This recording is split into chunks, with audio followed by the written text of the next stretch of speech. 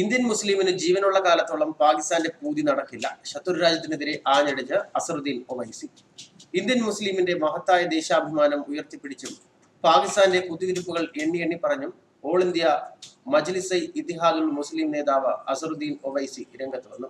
പാകിസ്ഥാനുമായുള്ള ഉചിതമായ നടപടിയുമായി രാഷ്ട്രീയ ലോകം ഇതിനെ വിലയിരുത്തുന്നു.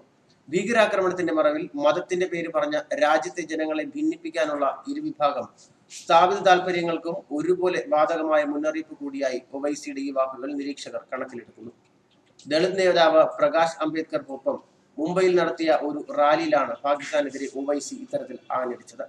ഇന്ത്യയിലെ സംഘടനകൾ തമ്മിൽ പല പ്രശ്നങ്ങളും ഉണ്ടാകും, എന്നാൽ രാജ്യത്തിന്റെ കാര്യം വരുമ്പോൾ ഹിന്ദു മുസ്ലിം ഒന്നാണ്. ഇന്ത്യയിലെ മുസ്ലിങ്ങളെ കുറിച്ച് ആലോചിച്ച് പാകിസ്ഥാനിലെ തലപ്പുണ്ണാക്കണ്ട. മറ്റെവിടത്തെക്കാളും ഏറ്റവും നല്ല രീതിയിലാണ് മുസ്ലിങ്ങൾ ഇവിടെ ജീവിക്കുന്നത്. പാകിസ്ഥാൻ സ്ഥാപകൻ മുഹമ്മദ് അലി ജിന്ന ഒരിക്കലും ഇന്ത്യൻ മുസ്ലിമിന്റെ നേതാവല്ല. ജിന്നയുടെ തീരുമാനത്തെ എതിർത്ത് സ്വന്തം തീരുമാനപ്രകാരം ഇവിടെ വരുന്നവരാണ് അവർ. പാകിസ്ഥാനെ കുറിച്ച് ഒരു നിമിഷം പോലും ഇന്ത്യയിലെ മുസ്ലിങ്ങൾ ആലോചിക്കുന്നില്ല. പാകിസ്ഥാൻ പ്രധാനമന്ത്രി ഇമ്രാൻഖാൻ നിഷ്കളങ്കതയുടെ മുഖംമൂടി അഴിച്ചുവെക്കണം എന്നാണ് ഒവൈസി തന്റെ പ്രസംഗത്തിൽ പറഞ്ഞത്. 40-ലേറെ ഇന്ത്യൻ ജവാന്മാർ കൊല്ലപ്പെട്ട ഭീകരാക്രമണത്തിന് പിന്നിൽ പാകിസ്ഥാനാണെന്ന് എല്ലാവർക്കും അറിയാം. പുൽവാമയ്ക്ക് മുൻപ് പത്താൻകോട്ടിലും ഉറിയിലും നടന്ന ആക്രമണവും മറന്നിട്ടില്ല. പാകിസ്ഥാനിലെ സർക്കാർ, പാകിസ്ഥാൻ സൈന്യം, പാകിസ്ഥാനിലെ രഹസ്യാന്വേഷണ ഏജൻസിയായ ISI എന്നിവർക്കെല്ലാം ഈ ആക്രമണങ്ങളിൽ പങ്കുണ്ട്. വമ്പിച്ച ജനാവലി സാക്ഷിയാക്കി ഒവൈസി പറഞ്ഞ ഈ വാക്കുകൾ 1000 പീരങ്കികളുടെ ഗർജനത്തെക്കാൾ പാകിസ്ഥാനെ ഞെട്ടിച്ചിട്ടുണ്ടാകണം. മുസ്ലിങ്ങളെ രക്ഷിക്കാനെന്ന് പറഞ്ഞ് ഇന്ത്യയെ ആക്രമിക്കുന്ന പാകിസ്ഥാനും പാകിസ്ഥാന്റെ പേര് പറഞ്ഞ ഇന്ത്യൻ മുസ്ലിങ്ങൾക്കെതിരെ പക വളർത്തുന്ന ഹിന്ദുവാദികൾക്കും നേരെയുള്ള ധീരോജ്വലമായ പ്രതിരോധമായി മാറി ഒവൈസിയുടെ ഈ വാക്കുകൾ. പ്രവാചകൻ മുഹമ്മദിന്റെ പടയാളികൾക്ക് ഒരിക്കലും മനുഷ്യനെ കൊല്ലാനാകില്ല എന്ന് ഒവൈസി ഓർമ്മിപ്പിച്ചു. നിങ്ങൾ ജെയ്ഷെ മുഹമ്മദ് അല്ല, ജെയ്ഷെ സാത്താനാണ്. മസൂദ് അസ്ഹർ നിങ്ങളുടെ മൗലാനയല്ല, നിങ്ങൾ പിശാജിന്റെ ശിഷ്യനാണ്. ലഷ്കർ ഇ തൊയ്ബ അല്ല, ലഷ്കർ ഇ സാത്താനാണെന്നും ഒവൈസി ഓർമ്മിപ്പിച്ചു. ഇന്ത്യൻ ആരാധനാലയങ്ങളിലെ പ്രാർത്ഥനാമണികൾ നിശ്ചലമാകുമെന്ന പാകിസ്ഥാൻ മന്ത്രി പറഞ്ഞതിനോട് രൂക്ഷമായ ഭാഷയിലാണ് ഒവൈസി പ്രതികരിച്ചത്. എനിക്ക് അവരോട് പറയാനുള്ളത്, ഇന്ത്യൻ മുസ്ലിങ്ങൾ ജീവനുള്ള കാലത്തോളം ഇവിടെ പള്ളികളിൽ നിന്ന് ബാങ്ക് വിളിയും അമ്പലങ്ങളിൽ നിന്ന് പ്രാർത്ഥനാമണികളും മുഴങ്ങും. ഇവിടുത്തെ ജനങ്ങൾ ഒന്നാണ്. നമ്മുടെ രാജ്യത്തിന്റെ മനോഹരമായ ഈ വൈവിധ്യത്തിൽ പാകിസ്ഥാന് അസൂയയാണ്.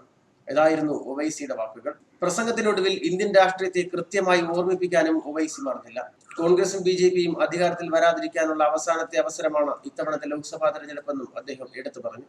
ഹൈദരാബാദ് ആസ്ഥാനമായുള്ള ഓൾ ഇന്ത്യ മജ്ലിസ് ഇത്തിഹാദുൽ ഇസ്ലാമുദ്ദീൻ എന്ന രാഷ്ട്രീയ പാർട്ടിയുടെ അധ്യക്ഷനാണ് അസറുദ്ദീൻ ഒവൈസി. ഹൈദരാബാദിൽ നിന്നുള്ള ലോക്സഭാ മെമ്പറുമാണ്.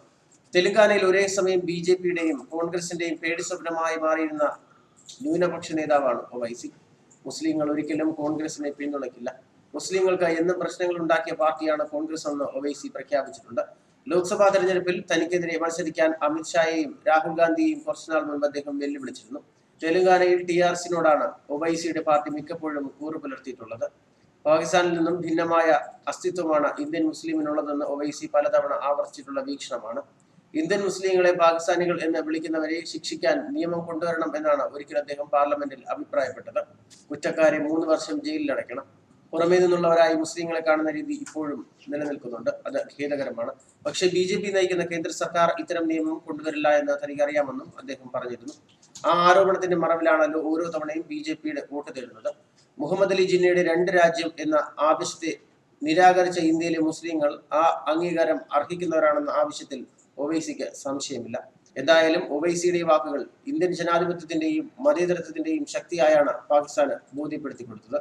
ഇത് തിരിച്ചു പിടിക്കാനുള്ള സത്യസന്ധത ഇന്ത്യയിലെ മതവാദികൾ കാണിക്കേണ്ടതുണ്ട്. ന്യൂസ് ഡെസ്ക് മലയാളി വാർത്ത.